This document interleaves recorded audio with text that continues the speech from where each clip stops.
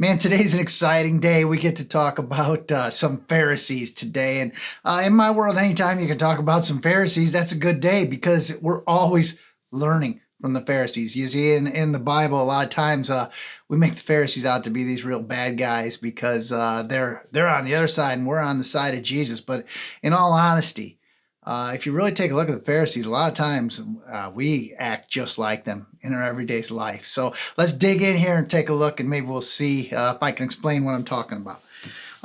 Verse 20, Luke chapter 5, it says, "Seeing their faith, Jesus said to the man, 'Young man, your sins are forgiven.' But the Pharisees and teachers of religious law said to themselves, 'Who does he think he is? That's blasphemy. Only God can forgive sins.'" And he's right. The Pharisees are right. Only God can forgive sins. The thing that they're wrong about, they didn't realize that Jesus was God. And the Pharisees, back in that day, we know they were the religious leaders, the religious authorities. And we've got religious leaders and authorities in our world today. And even better than that, we tend to be our own religious leaders and authority. If it doesn't fit in our belief structure anymore, we just dismiss it and say, "Hey, that can't be. That isn't right. That's wrong. It's sinful. I don't believe it," whatever, you know. And that's essentially what the Pharisees are doing here. They're saying, "Hey, Jesus, what you're doing does not fit in the context of my understanding. Therefore, you can't possibly be God. You can't possibly be doing what you're doing."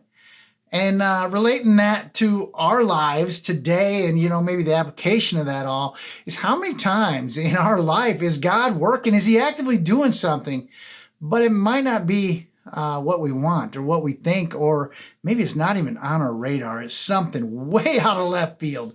And we dismiss it as maybe the work of the devil or something impossible, something sinful, when actually maybe something we're going through or something that's happening is for either our own good or God's long-term good in the world, in his long-term plan of redemption. I mean, you can always look at a world situation and say, "Oh my gosh, why is that happening? Why is God allowing that?" And essentially, that's what these guys are saying. Man, it doesn't fit, doesn't compute, it doesn't work out for me.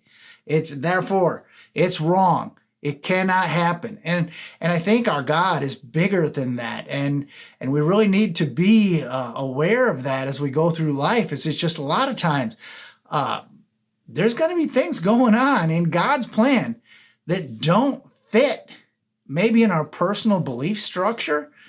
And you know, maybe just things, like I said, we haven't even heard of. And you know, the thing I would say in that case is just pray about it. Get one-on-one with God and say, "Man, you know, I don't understand this. I don't get it." Maybe wrestle with God, just like Jacob did, over those things that really bother us. Don't be like the Pharisee and just immediately dismiss it. You know, hey, this is what I believe. We're done. You know, that's not what it's about here, man. The Christian walk is definitely about trying to understand everything that's going on, trying to understand what God's doing, trying to see other people's perspective, working through our differences in love, not just throwing that barrier up and going our own way. So I kind of a little different message today, but man, that's just what God put on my heart to share with everybody is, you know, sometimes we are Pharisees. Sometimes we do act that way, and we need to be aware of that or we can't correct it.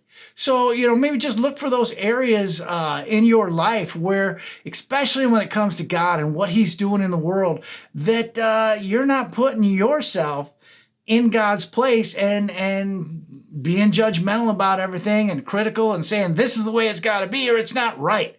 God's bigger than that. God's got ideas we could never even think of. So I just want to encourage you, just spend some time in prayer with him alone and see what he puts on your heart to help you work through those struggles. We'll catch you next time on Wednesday Wisdom.